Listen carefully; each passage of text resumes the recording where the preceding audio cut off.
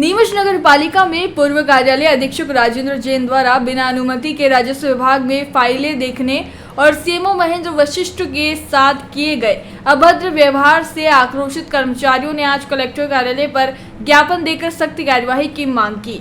CMO Mahendra Vashishtha के साथ लामबंद होकर पहुंचे नगर पालिका के अधिकारियों और कर्मचारियों ने आवेदन में कहा है कि पूर्व ओएएस राजेंद्र जैन के खिलाफ शासकीय कार्य में बाधा, शासकीय दस्तावेज से छेड़छाड़ तथा अधिकारियों व कर्मचारियों से गाली गलौज करने और भविष्य में देख लेने की धमकी के संबंध में एफआईआर दर्ज कर कड़ी कार्यवाही की जाए ताकि कर्मचारी भयमुक्त होकर अपने कर्तव्यों का निर्वहन कर सके। ज्ञापन देने के बाद महेंद्र वशिष्ठ ने बताया कि सेवानिवृत्त कार्यालय अधीक्षक जो कि वर्तमान में नगर पालिका अध्यक्ष स्वाति चोपड़ा के निजी सलाहकार है, राजस्व शाखा में कर्मचारियों की कुर्सी पर बैठकर राजस्व कक्ष के अलमारी से स्वयं फाइलें निकाल कर देख रहे थे और उसके फोटो भी ले रहे थे। इस बात की सूचना मिलने के बाद जब मैं विभाग में पहुंचा और उनसे पूछा कि आप किस हैसियत से फाइलें देख रहे हैं, तो राजेंद्र जैन तू तड़ाक की भाषा में मुझसे पूछने लगा कि तू कौन। जब मैंने कहा कि मैं सीएमओ, तब उनका जवाब था कि मैं तुम्हें सीएमओ नहीं मानता। महेंद्र वशिष्ठ ने बताया कि राजेंद्र जैन को जाने की कहने पर उसने मुझे गंदी गंदी गालियां दी और मारने के लिए भी लपका।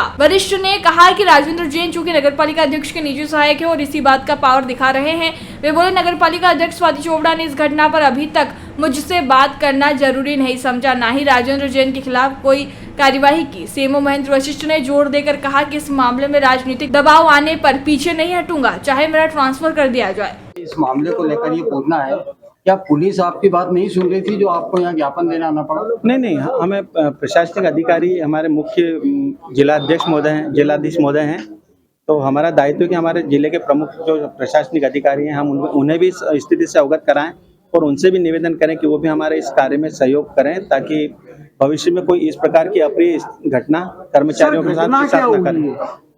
घटना ये हुई कि संबंधित व्यक्ति जो है आर.के. जैन, वो करीब 1 बजे कल 18 तारीख को कार्यालय में आए और उसके बाद में उन्होंने अलमारी खोली, कर्मचारी को उठाया कि यहाँ से उठ, और उसकी कुर्सी पर बैठ करके फाइलें देख रहे थे, उसके फोटो वगैरह ले रहे थे, स्कैनिंग कर रहे थे।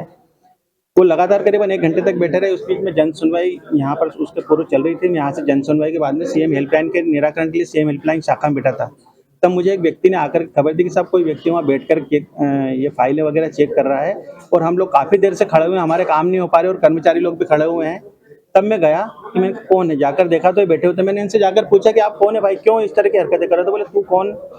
मैंने उनको परिचय भी दिया कि मैं सीएमओ हूँ और बिल्कुल आदरणीय के साथ उनको बात साहब कहकर मैंने संबोधित करा। उसके बाद में उनका कहना था कि मैं तुझे सीएमओ वगैरह नहीं मानता। तब मैंने उसको बाहर जाने के लिए कहा तो वो गंदी गंदी गालियाँ वगैरह बकने लग गए। जब मैं उनके नज़दीक गया कि उनको हटाने के लिए, वहाँ से बाहर निकालने के लिए, क्योंकि उस वक्त कोई कर्मचारी आगे नहीं बढ़ा था, किन्हीं डर के कारण, भय के कारण उसके, तो वो मुझे ही मारने के लिए लग गए और ये निरंतर इस प्रकार की गतिविधि चलती है। क्या माना जाए कि इतना दुस्साहस व्यक्ति कर रहा है तो कहीं किसी का संरक्षण प्राप्त है क्या उनको? सर, इस संबंध में, इस स्थिति की, क्योंकि वो निजी सचिव है माननीय अध्यक्ष महोदय के, मैंने अध्यक्ष महोदय को व्हाट्सएप पे मैसेज भी किया था, लेकिन उन्होंने मैं आज अभी दोपहर तक उन्होंने मुझे कोई रिप्लाई तक देना जरूरी नहीं समझा। कल उन्होंने उस वक्त मुझे शाम को फ़ोन लगाया था जब मैं टीएल में बैठा हुआ था। टीएल और उसके बाद में अन्य 2 मीटिंगें थी जो रात में करीबन 8:30 बजे समाप्त हुई। 8:30 बजे चूँकि मैंने सुबह से भोजन भी नहीं किया था, मैं सीधा घर गया और अध्यक्ष महोदय से बात नहीं हो पाई। लेकिन उनका भी तो दायित्व है, मैं उनका अधिकारी हूँ, तो वो मुझसे पूछ लेते कि क्या हुआ और क्या नहीं हुआ। लेकिन उन्होंने मुझे ये जवाब डाल दिया उसके अंदर कि आपने मुझसे वापस फ़ोन ही नहीं लगाया, है ना, और उन्होंने उस संबंधित व्यक्ति के खिलाफ कोई कार्रवाई नहीं की।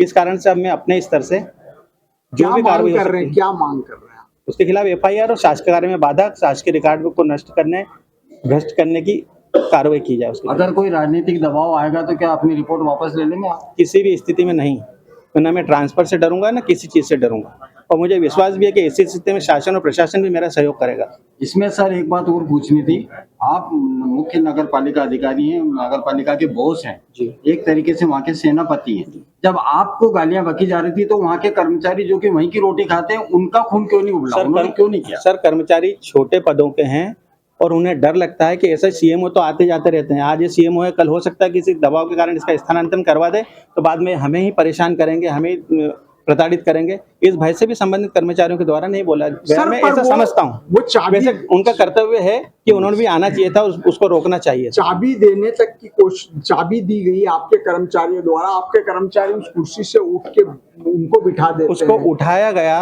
कर्मचारियों से मैंने लिखित में लिया है, उन्होंने कहा कि हम बैठे हुए थे, हमसे कहा कि उठ, और अलमारी जो कि खुली हुई थी और खुली हुई फाइल कुछ निकाल कर कर्मचारी अपना रूटीन का कार्य कर रहे थे।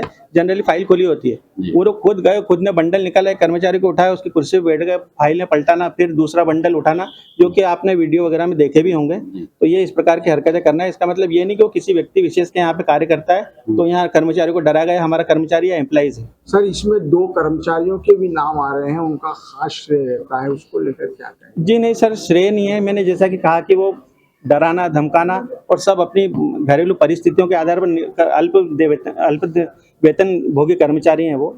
अगर उनका स्थानांतरण आज यहाँ से वहाँ हो जाए तो उनका परिवार यहाँ है, बच्चे यहाँ पढ़ रहे हैं, उस स्थिति में अब सब अपने घर और मेंटेनेंस के बारे में सोचते हैं कि मैं कैसे कर पाऊंगा। इस कारण से वो लोग कुछ बोले नहीं। मैं ऐसा समझता हूँ, लेकिन उनका दायित्व था उस वक्त बोलना। अगर उनकी जगह मैं होता तो जरूर बोलता। अगर ये कमजोर कड़ी आप मीडिया के सामने बता रहे थे, कल को तो उन लोगों के हौसले बुलंद होंगे जो समझ जाएंगे कि ये कुछ नहीं बोलेंगे जी, तो ऐसी स्थिति में आप उनको तो टाइट कर सकते हो कि आप इस शाखा की बिल्कुल खाते हो। बिल्कुल। मैं तो यही कर्मचारी से भी कहा कि आज मेरे साथ हुआ है, अगर आप लोग सहयोग नहीं करेंगे तो कल आप तो बहुत छोटे कर्मचारी हैं, मैं तो टकरा भी लूंगा जी। और आप टक्कर भी नहीं दे पाओगे इन लोगों को। बिरबल, हमारे महल की ये क्या बुरी हालत हो रखी है। इंस्पेक्टर साहब, यही है वो दरिंदा जिसने हमें दीवार में जिंदा चुनवा दिया था। गिरफ्तार कर लीजिए इन्हें। अनार करे तुमको तो मैंने जिंदा दीवार में चुनवा दिया था, तुम बाहर कैसे आई? जहापनाह, मैंने तो आपसे पहले ही कहा था कि अनारकली को बाप जी एएससी ब्लॉक से बनी दीवार में चुनवाते हैं, लेकिन आपने मेरी एक नहीं सुनी। अब भुगतो।